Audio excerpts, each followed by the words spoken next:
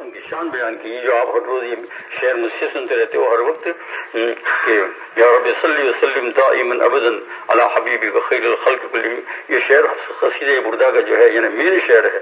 اس کا معنی یہ ہے کہ ایک شعر اس کا ایک پویم پڑھے اس کے بعد اس کو پڑھے, ایک پڑھے پھر اس کے بعد اس کو پڑھے. اللہ کے رسول صلی اللہ علیہ وسلم کی محبت ہے بہت غنیمت کی بات ہے.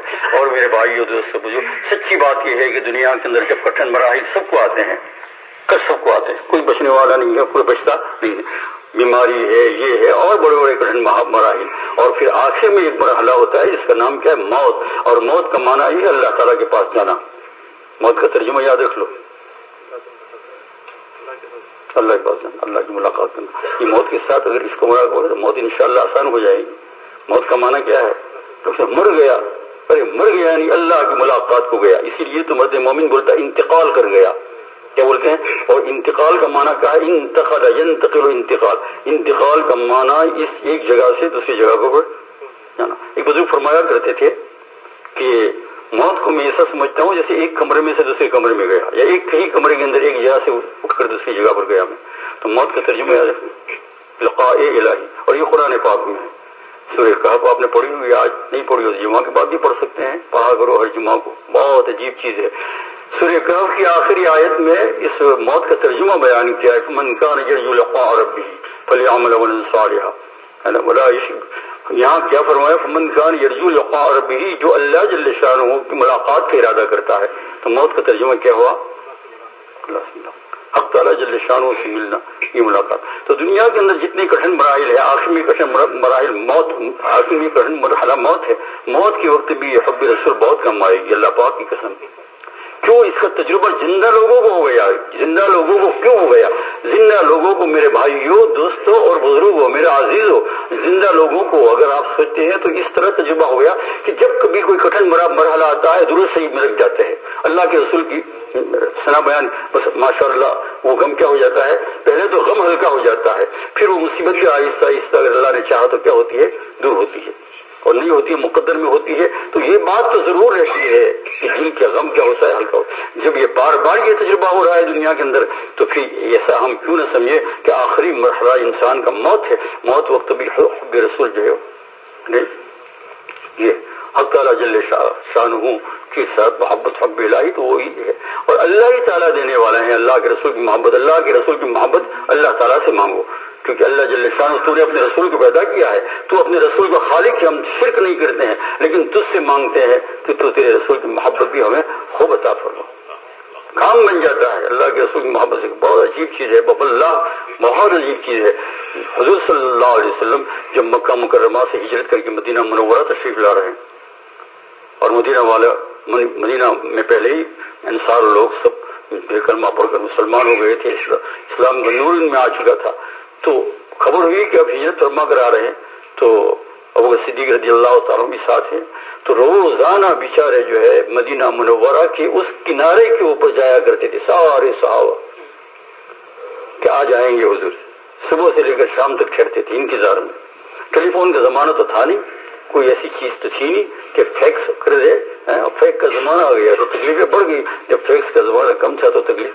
کیونکہ آج ایسا ہے, کھانا کھانے بیٹھے ہیں, کسی کا ہندوستان کا باپ میں انتقال ہوا, کھانا کھاتے ہوئے, کھانا کھا رہے گا تیرے باپ کو انتقال ہوا, فیکس ہو گیا. اور پہلے تو اچھا تھا نا کہ بھائی خبر ہو جائے 2-4-5 دن کے بعد تو کھانا بھی اطمینان سے کھا لے, سو تو لے, سمجھے نا. میرے والد صاحب کا جو ہندوستان کے اندر انتقال ہو گیا تو رات ہی کو جائے سویا ہوا تھا, رمضان مبارک کے اندر 27 رات تھی یہاں, تو ہاں یہاں پتہ نہیں کون سی رات تھی, تو رات کو سویا ہوا تھا, اور سونے کے بعد ابھی وہ جو ہے وہ نیند اچھی بھی نہیں لی, اور اس کے بعد جو ہے وہاں کسی جگہ سے ٹیلی فون آ گیا کہ آپ کے والد صاحب اللہ کی رحمت کو پہنچ گئے. میں نے کہا چلو اچھی بات ہے, انا للہ و انا راجعون, رمضان مبارک کی رات ہے, ہم دعا کر دیں اللہ تعالیٰ مغفرت فرمائے. لیکن ایسے تو کتنے لوگوں کو بیچاروں کی نیند ہو جائے. تو یہ فیکس کا زمانہ نہیں تھا. تو صحابہ کرام روزانہ آتے تھے مدینہ منورہ. ایک دن دیکھا کہ اونٹ کے اوپر سواری آ رہی ہے دلہا کی, آخرت کی دلہا کی, سرکار دو عالم صلی اللہ علیہ وسلم تشریف لا رہے ہیں. بس جیسے جیسے قریب آتے گئے, جیسے پہچان لیا کہ ہاں حضور آ رہے ہیں, تو بس ان کی خوشیوں کا نعرہ تکبیر سے جو ہے اچھلنے کودنے لگے. اتنی زیادہ ان کو. انس رضی اللہ تعالیٰ عنہ کی روایت آتی ہے حدیث پاک کے اندر کہ قسم اللہ کے رسول صلی اللہ علیہ وسلم جس دن مدینہ منورہ کے اندر تشریف لائے سارا مدینہ نور سے بھرپور ہو گیا, اور فرمایا جس دن آپ صلی اللہ علیہ وسلم کی وفات ہوئی آپ کو قبر مبارک میں اتایا تو ہم کو سارے مدینے کے اندر اندھیرا نظر آ رہا ہے, تاریکی نظر آ رہی. تو یہ سرکار دو عالم صلی اللہ علیہ وسلم ہجرت فرما کر تشریف لا رہے.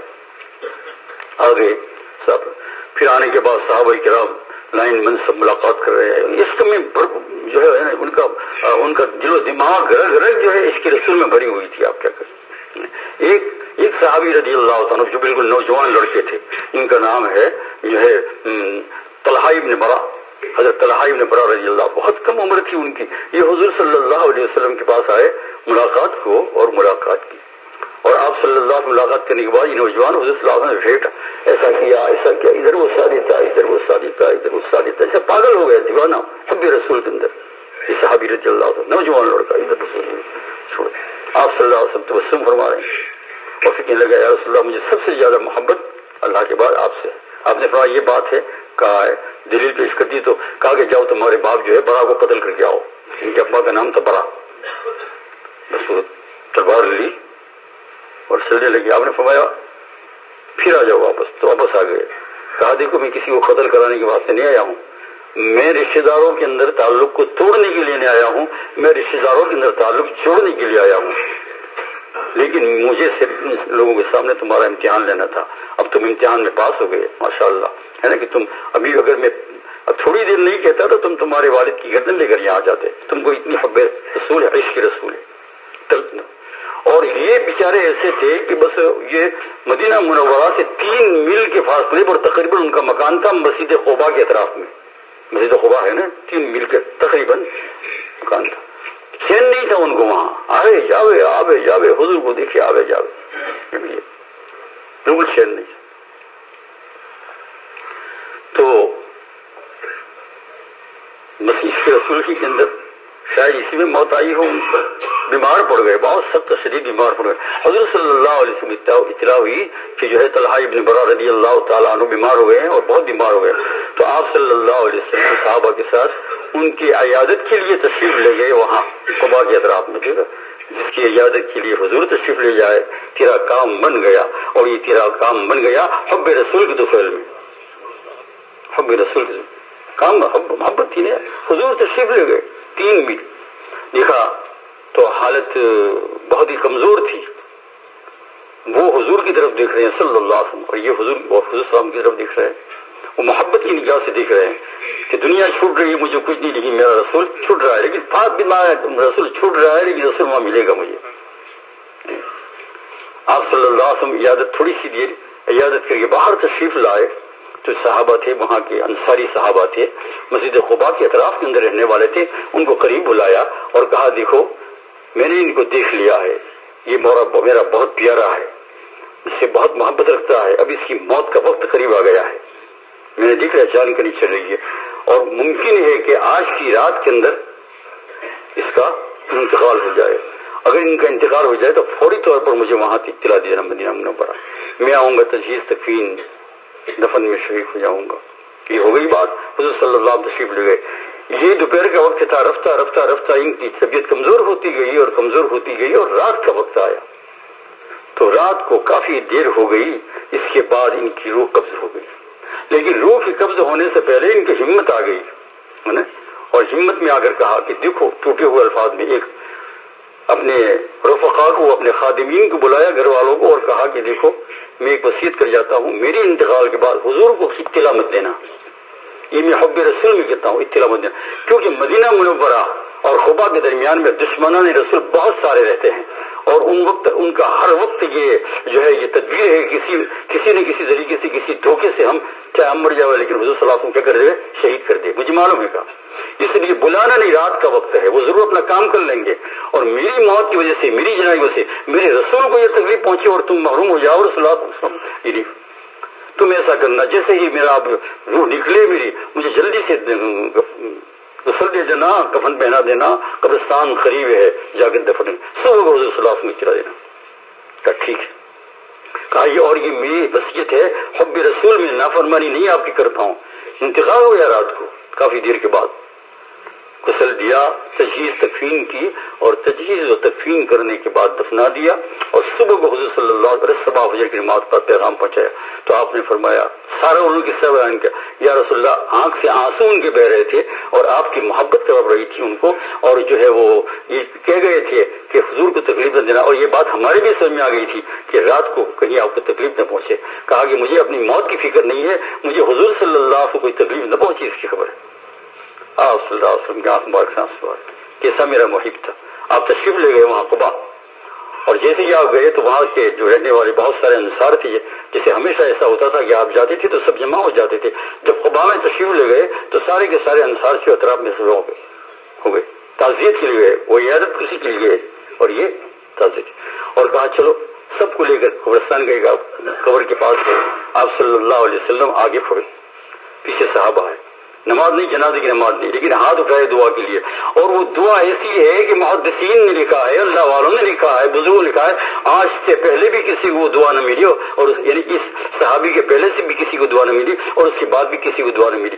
یا اللہم، یہ کہتے ہیں اللہم، یہ میرے اللہ، تو القا سے، تو جو ہے طلحہ سے ایسا مل، اس حال میں مل کہ تو اس کی طرف دیکھ رہا ہو اور ہنس رہا ہو، اور وہ تیری طرف دیکھ کر ہنس رہے ہو۔ اللہ کا ہنسنا ہماری طرح ہنسنا نہیں ہے، جو بھی اس کی تفسیر ہے وہ ہے نا، یعنی رضا، تیری رضا کے ساتھ، تو اپنی رضا۔ صحابہ پیچھے زور سے آمین کہنے لگے۔ جس کے لیے یہ دعا کی روتے ہوئے خبر کے پاس، اس کا کیا مرتبہ، اور اس لیے میرا عزیز اس چیز کو بھولنا نہیں، اعمال کرتے جاؤ، جتنی ہزار مرتبہ آپ کو درود پڑھنا پڑھتے جاؤ، انشاءاللہ اعمال نامہ اعمال روشن ہوگا، تلاوت قرآن، تسبیحات، خیر خیر جو بھی، لیکن مین ایک چیز بھولنا نہیں ہے۔ وہ کیا بھولنا نہیں ہے؟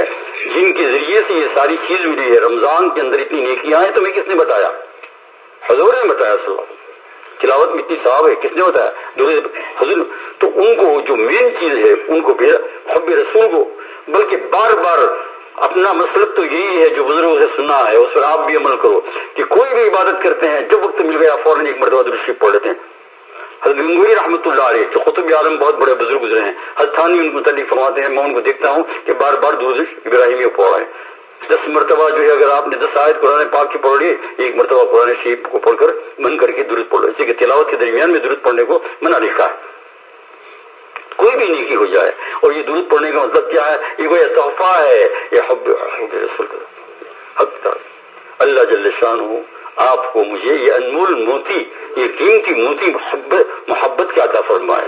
اس کے ضمن میں انشاءاللہ جو چیز بھی ہوگی وہ بڑھ کر رہے گی۔ اسی سلسلے کے اندر اتوار کے روز یہاں جو ایک مجلس ہے، یہ خالص اور خالص حضور صلی اللہ علیہ وسلم کی محبت کی یہ رکھی گئی ہے۔ آپ سارے حضرات تشریف لائے، مجھے بڑے غم کے ساتھ کہنا پڑتا ہے، باہر کے لوگ بہت ہوتے ہیں، یہاں کے نوجوان اور بڑی عمر کے لوگ کچھ سستی کر جاتے ہیں۔ میرے عزیز دوست اور بزرگوں، برا نہ لگانا، سستی نہ کرنا، آپ لوگوں کا یہ فریضہ ہے، سب کام کو ظہر کے بعد ہے، ظہر سے سب کام کو اس طرف سے اس طرف ڈال کر کے، جو کوئی اپنے باپ کا کوئی کام ہو، اپنے باپ کی کوئی میت ہو، اپنے باپ کی کوئی بات ہو، تو آپ کیسے ڈال لیتے ہیں؟ رشتہ داروں کے لیے کیسے ڈالتے؟ یہ ہمارا رسول ان کی محبت کے اندر ظہر میں آ گئے باقاعدہ، اور